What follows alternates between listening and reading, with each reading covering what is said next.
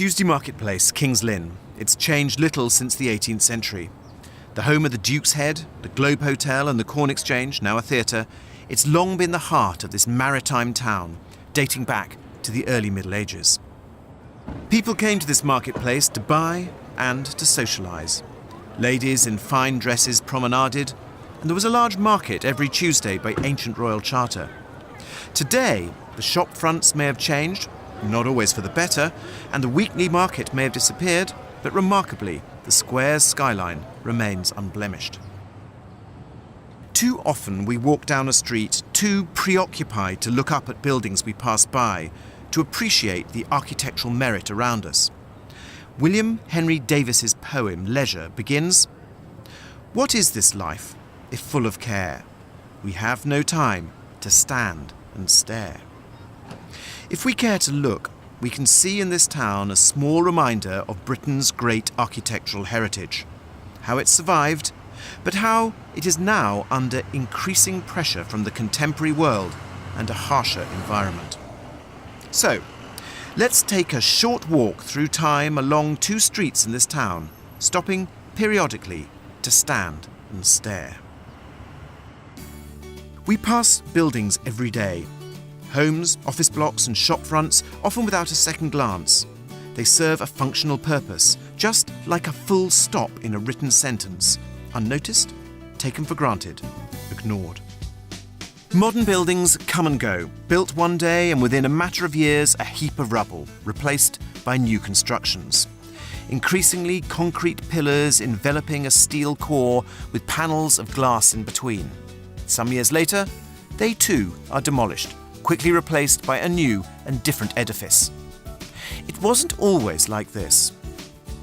In different towns and cities, we can still find, lodged amongst contemporary architecture, buildings of past architectural merit, significant or obscure, worthy of retention and preservation. There are many here in King Street, historical bookmarks in our social and economic history. The more striking ones have been restored, reinvigorated, adapted to serve a modern need in the 21st century. Buildings where the past rubs shoulders with the modern. The King's Lynn Preservation Trust has long played a small but distinctive part in this process, retrieving and restoring the fabric of buildings of worthy architectural merit and giving them a new lease of life. Well, today is the Heritage Open Day, and we've opened up our building today so that members of the public can come in and share our magnificent building. I'm dressed in an 18th century lady's costume, just to show the span of ages across the centuries in this building in particular. We have sections of this building that were originally from 1180, and then each century another section was built on. This was a building that was originally acquired by the King's Lynn Preservation Trust in 1975. It was derelict at the time, and in 1978 more damage was done through the storms. And the Preservation Trust then took on the job of restoring it, and our firm, MCP, took over the buildings themselves in the 1980s and took them to become a working office. King's Lynn today, with a population of approximately 43,000, doesn't have the mercantile power and importance it had in the Middle Ages. Yet, once the hustle and bustle of daily activity is over, nearby, almost silent, narrow cobbled streets and alleyways of the riverside vicinity still bear the heavy imprint of the past. Walk down any of them, and you can almost touch and smell history. In the early Middle Age, when the River Ouse was the town's heartbeat, religious and mercantile buildings dominated this town's landscape. The St George Guildhall was built in the early 15th century, one of the largest and oldest surviving merchants' guildhalls in England. Wine and other commodities were stored in its undercroft. Originally, the hall backed directly onto the River Ouse. But as more and more of the riverbank was reclaimed, so more warehouses were constructed. A watergate, a small enclosed dock, gave access to the wine cellar, which is now a coffee bar. In the 16th and 17th centuries, the town's Tudor and Stuart merchants were not slow to invest in the rebuilding and expansion of their warehouses. They used brick instead of timber. Subsequent generations of merchants did the same. Buildings such as the Customs House and the later 19th century Corn Exchange, now a flourishing theatre, survived to remind us of King's Lynn's past splendour. Further along King Street, past the remains of the oldest building in Lynn, now a legal office, are 23 to 25 King Street, 28 to 32 King Street, Purfleet Quay and Kingstaithes Square. Beneath our feet is a network of brick cellars. Under the Bank House Hotel is a large vaulted area. I think it was in about 2004 when we heard that the King's Lynn Preservation Trust had restored this incredible house, Clifton House in King's Lynn, and they were looking for a buyer. And I think they were being very specific about what they actually wanted, quite rightly, which is that they wanted a family to move in. They wanted it not to be divided up into flats or turned into an antique shop or something. As nice as that would have been, we thought that this is just the perfect, most wonderful, most fascinating house. Moving forward quite a bit, here we are just over 10 years later, and we've been on an incredible journey. The Preservation Trust had, with the grant from English Heritage, had secured the outside of the house. They'd done a really, really good professional job. They'd sorted out the roof, they sorted out the windows. But very sensibly, they had taken out all the wiring, they'd taken out all the plumbing. There weren't bathrooms, there was no kitchen or anything like that. And we had to start from scratch inside. And one of the things I admire about the Preservation Trust's attitude to this place was their determination that it should be put back as a single family house. Now, you might think, well, why is that important? The reason it's important is because this was built for a family to live in. If it were going to be used for anything else other than a family to live in, it would have involved really quite substantial alterations. And I think the Trust felt, and absolutely rightly, that the house shouldn't be subdivided, it shouldn't be altered. We should try somehow to keep it together so that people can come, as they still can do today, to look at this house and see how the very wealthy merchants of the 16th, 17th, 18th century actually lived. And in the 1960s, in fact, there'd been an archaeological dig in what's now our kitchen. And so there was no floor, and the floor, where the floors were about 2 feet down from where they should have been, and there were medieval tiles on the floor. So it was all pretty impractical, actually. And we had to embark on the process of working out how we were going to live in the house and how we were going to put it back. We had to find specialist craftsmen who could work for us. This panelling here was put in the 1530s. Panelling just here was put in about 1700. It was very split, it was very damaged. We had to get craftsmen who knew how to deal with this old type of joinery. One of the other very important aims of the Preservation Trust is to help people appreciate the town's history, its architecture, its heritage. And right from the very beginning, we were completely determined that we would continue what the Preservation Trust had started, which is making sure that public could always have access to this house. And every year we welcome maybe 3,000 or 4,000 people through the house. We have a big public open day when actually we can't open very much of the house because we have 800 people through in 4 hours. It's absolute bedlam.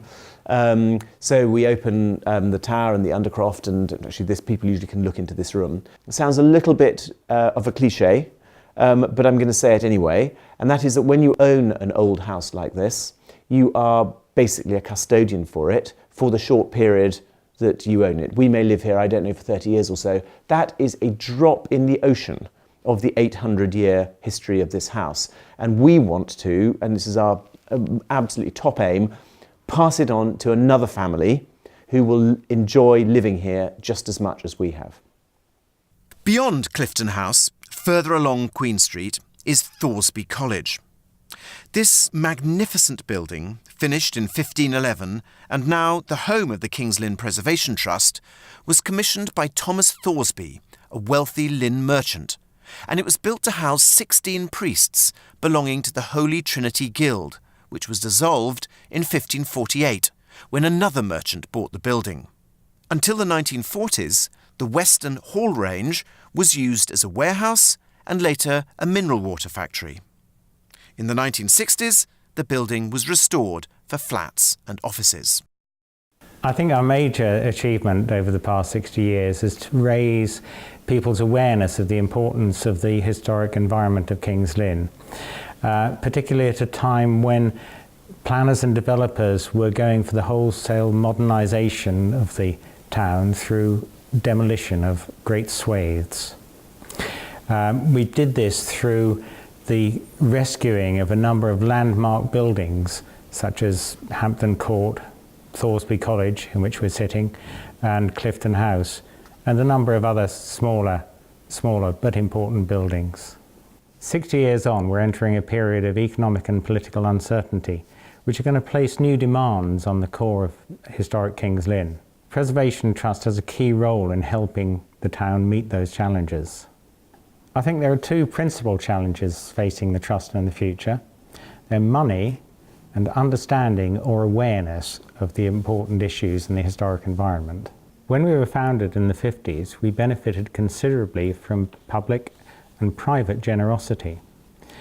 Now we have to pay our own way, and we have to bid competitively for properties on the open market. The public can help us by learning more about their town. Heritage Open Days have shown just how great the appetite is for this understanding. Beyond is Hampton Court, the Trust's first restoration project. Priory Cottages, comprising the remains of a Benedictine priory, and again, tastefully restored by the Trust. And the Greenland Fishery. Other properties restored by the Trust are Pilot Street, 5 to 6 Church Lane, 26 St Nicholas Street, 77 London Road, and, most recently, 90 London Road. All these buildings, and others, together with the surrounding streets and alleyways, and the imposing Trinity Guildhall in the Saturday Marketplace, make a rich tapestry of architectural, social, and economic history. By the end of the 15th century, Lynn had a notable reputation. It was a major port, trading with Europe, exporting corn and cloth, and importing wine. The town's few surviving buildings of that period, including the Hansa House, built in the late 15th century by German merchants, still resonate to the sound of that ancient trade. Whilst the present-day docks are a reminder of past overseas trade. All these buildings are an impressive visual reminder of the past. In the 19th century, lack of building space in the Old Town and its slums led to the expansion of suburban Lynn. By the middle of the 19th century, the port had begun to decline, and with the arrival of the railway in the 1840s, it was robbed of much of its sea and river-borne traffic. By 1900, industry had become dominant. Following the First World War, Lynn slowly recovered, but during the Depression, unemployment became as critical as housing.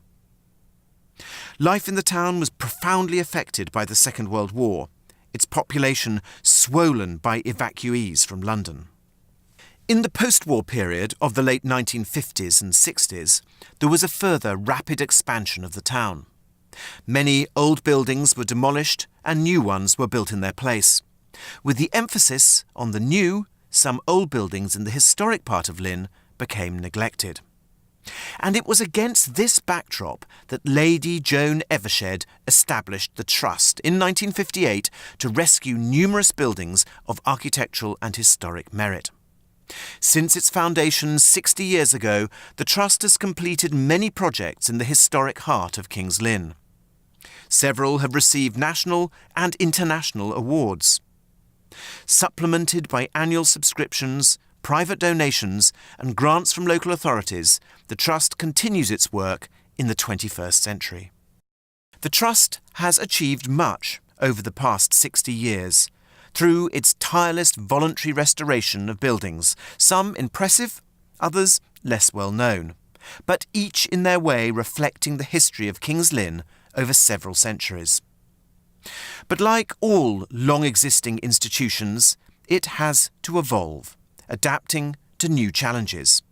Nothing is constant in the complex and increasingly chaotic world in which we live. Today is different from yesterday, and yesterday was different from the day before. I think it's just fascinating seeing all these amazing buildings around you but not actually realising the true history of them. And so I think it's important for trusts like these to preserve the architectural history of places like this so that the community has something to unite around, to give it an identity that's really important. Well, I've never really noticed any of these places, and it's like amazing to be able to come in here and see all the beautiful things they've got, and I've really enjoyed today. Because if you don't exist, there's a danger they're going to fall apart or be knocked down for development, and it's such a historic, interesting place, and the river is the heart of it. Everything happened around the river, and if people like your trust do not care passionately enough to keep them going, it's just going to turn into a concrete jungle, and you won't have days like today, which would be absolutely heartbreaking because it's so fantastic. I think it's important as well, independent from the council. They've got independence, they're not answerable to anyone, and they just perform their function without interference, hopefully, from sort of anyone else, really. Yeah, with passion to the forefront, not money. That's what you guys do. If the Trust is to continue its work, it needs the participation and support of a new generation of volunteers and supporters. We hope this glimpse of King's Lynn, the Trust, and its impressive record of achievement will inspire you to help it continue its contribution to maintaining the architectural heritage of King's Lynn. To preserve buildings that reflect King's Lynn's history is akin to breathing fresh life into our past heritage, and in doing so, making it possible for more buildings of historical and social significance to survive, to thrive, and to adapt to an ever-changing environment.